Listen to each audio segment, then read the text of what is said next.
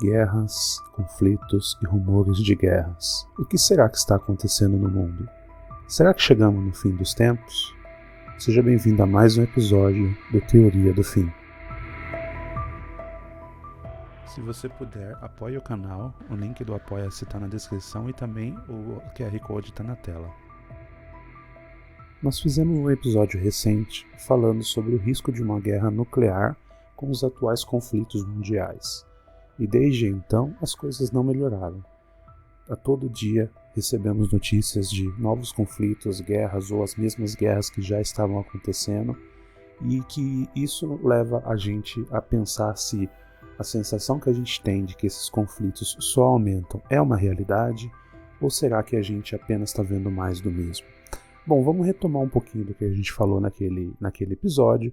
A gente falou bastante ali sobre a questão Rússia, né? Então, na guerra da Rússia contra a Ucrânia, e de como que o Putin ali entra em conflito com a OTAN, falando inclusive que ele poderia sim utilizar armas nucleares contra a OTAN, países membros da OTAN, né? Um dos principais motivos que ele usa para poder fazer ali a invasão e a guerra contra a Ucrânia.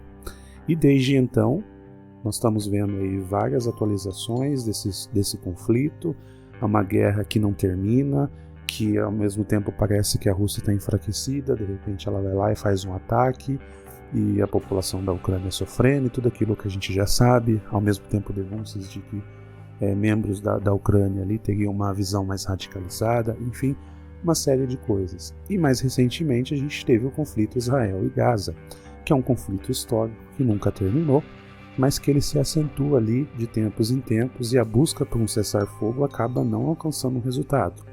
E mais recentemente, a gente teve o ataque do Irã contra Israel. Então, Israel tinha feito um ataque contra uma embaixada do Irã e o Irã prometeu retaliar e ele fez uma retaliação com um ataque aéreo.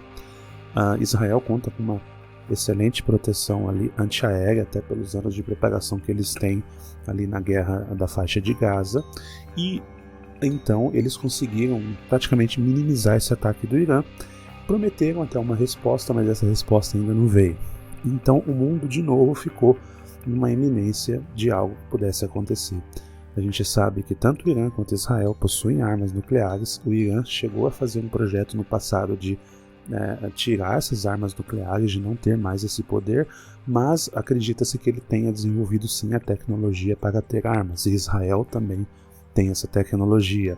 E a gente sabe da parceria que os Estados Unidos têm com Israel, então que poderia ali tomar partido a qualquer momento, caso Israel sofresse um ataque mais grave, ou até mesmo soldados americanos que tem na região, se eles fossem atacados, os Estados Unidos com certeza revidariam. Mas até agora a gente espera que não aconteça nada e por enquanto não aconteceu. Ao mesmo tempo, a gente está passando por diversas outras guerras, a gente acaba não ouvindo falar delas no dia a dia e a gente então talvez fique um pouco alheio. Então, se a gente olhar ali para o continente africano, até mesmo no Sudeste Asiático e obviamente no Oriente Médio, existem conflitos ali que estão acontecendo e que a gente não tem tanta atenção. Vamos falar um pouco deles, né? Então a gente tem ali o conflito da Síria, que já dura bastante tempo lá. A gente tem lá o líder da Síria, lá, Bashar al-Assad, ele tem diversos protestos contra ele. Ele chegou então ali a massacrar uma parte da região. É muito triste o que aconteceu ali. E esse é um conflito que já dura alguns anos e ele continua acontecendo. Então é uma guerra que não terminou. A gente pode chamar ali de uma guerra civil, ao mesmo tempo com ataques contra países da região, e uma guerra que não terminou. Ao mesmo tempo, a gente tem um conflito grande no Iêmen, onde ali um grupo de rebeldes, que os Estados Unidos classifica como terrorista, ele então está na busca pelo poder, inclusive os próprios Estados Unidos têm uma presença grande ali no Mar Vermelho, e eles sofreram diversos ataques de drone, e eles interceptaram alguns desses ataques justamente desse pessoal do Iêmen. E existe ali uma grande pressão dos Estados Unidos até em relação à China, porque uma das coisas que os Estados Unidos acredita é que o Irã esteja financiando esse tipo de grupo terrorista ou esse tipo de grupo rebelde. É difícil você classificar aqui exatamente o que está acontecendo, porque as informações elas não são tão claras. Enfim, os Estados Unidos classificam eles dessa forma e acusa o Irã de estar ajudando. Então os Estados Unidos ali com a sua presença no Mar Vermelho. E para você ter uma ideia do impacto que isso gera globalmente, as próprias empresas que fazem transporte de carga por todo o mundo, elas dizem que isso está gerando uma dificuldade em poder levar transporte, então seja no transporte de materiais, de comida, de remédio, que é feito ali do Oriente Médio para todo mundo, ou mesmo na Europa para o restante do mundo, eles estão sendo afetados por essa guerra. Então isso pode gerar inclusive uma crise econômica global, como o que aconteceu na época do Covid, talvez ali com a questão dos containers, né? Então um ponto de atenção. Falando do Sudeste Asiático, a gente tem ali Myanmar, que também passa por um conflito de guerra civil interno, e a mesma coisa acontece com diversos países ali do continente africano. Então, a gente pode mencionar Burkina Faso, Sudão, Somália, Nigéria.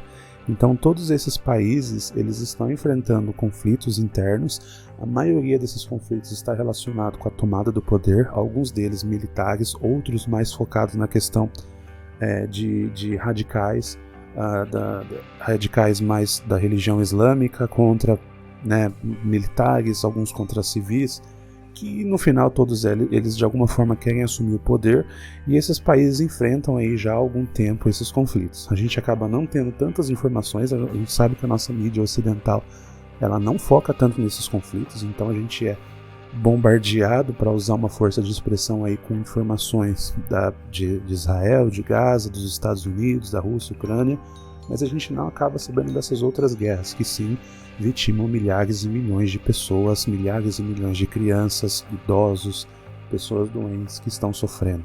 Então a gente deveria sim olhar um pouco mais esse lado e tentar buscar paz, que é no final o que todo mundo deveria buscar.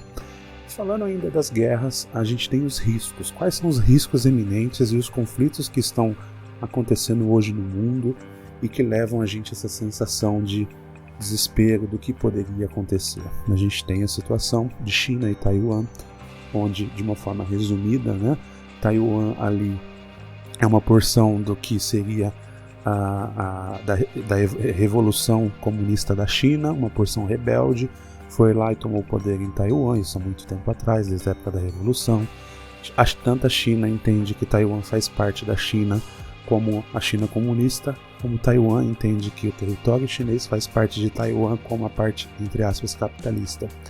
E qual que é o grande problema desse conflito? Ele é um conflito que ele não é aberto, não tem uma invasão necessariamente, mas existem ali diversas tensões e restrições, imposições comerciais, e Taiwan hoje tem um papel fundamental na tecnologia do mundo. Diversos materiais que são fabricados pelas maiores empresas de tecnologia para chip, por exemplo, para chip de celular e computador, é feito em Taiwan. Então, além de ser um conflito histórico, de formato econômico, de uma ideologia e de uma questão cultural e socioeconômica, vamos dizer assim, você tem a parte pura da economia globalizada, que é boa parte da tecnologia do mundo depende de Taiwan. Então, os Estados Unidos têm um interesse muito forte em Taiwan e a própria China tem um interesse muito forte. O que poderia acontecer? A China já avisou que se ela intervir, ela não aceitaria nenhuma intervenção de outros países, porque ela entende que essa é uma questão interna de soberania chinesa e que não diz respeito a outros países. Enfim, é um outro risco que a gente tem atualmente. Falando ainda de China, a gente tem um conflito comercial com China e Estados Unidos. Recentemente a gente teve aí os Estados Unidos determinando ali o banimento do TikTok do seu território. O TikTok, que é de uma empresa chinesa, apesar de ser administrado por outras nacionalidades, mas a origem dele é de uma empresa chinesa. E os Estados Unidos usam o argumento aí de que a China poderia espionar dados dos americanos. Mas a gente sabe que não é apenas isso, tem toda a questão comercial envolvendo os dois países. A China tem ganhado um protagonismo muito forte, enquanto os Estados Unidos têm perdido o que ele tinha antes de ser a maior potência. Ele sabe que ele está ameaçado nisso e que a China está tomando esse lugar. Então esse conflito ele acaba tornando grandes proporções, afinal quem detém a economia detém tudo. Então a gente pode falar de muitos conflitos, mas no final do dia o que todos esses países em guerra querem é poder, é aumentar seu território, ter soberania sobre a economia, por mais que sejam utilizados argumentos ali religiosos, ou de cultura, ou de soberania específica ali de honra, vamos dizer assim. Isso acaba gerando o que a gente pode chamar de uma guerra fria moderna, onde esses conflitos acabam determinando o que acontece no mundo. A gente sabe que a China, por muitas vezes, apoiou a Rússia, e esse é um dos motivos, inclusive, da Rússia fazer a invasão da Ucrânia sem medo de tantas consequências. Eles sabem que eles têm ali um apoio da China, um apoio também da Índia, que são grandes parceiros. Então são alguns conflitos que estão acontecendo, alguns riscos que existem. Cabe lembrar que os Estados Unidos, olhando por esse aspecto, ele então, como eu comentei, ele tem uma presença grande no Mar Vermelho, que representaria o Oriente Médio, mas ele também tem uma presença grande no Mar do Sul da China, ele tem uma presença grande ali próximo à Coreia do Sul, justamente pelos conflitos que existem ali na região, seja o risco que ele tem com a China, seja também o risco com a Coreia do Norte.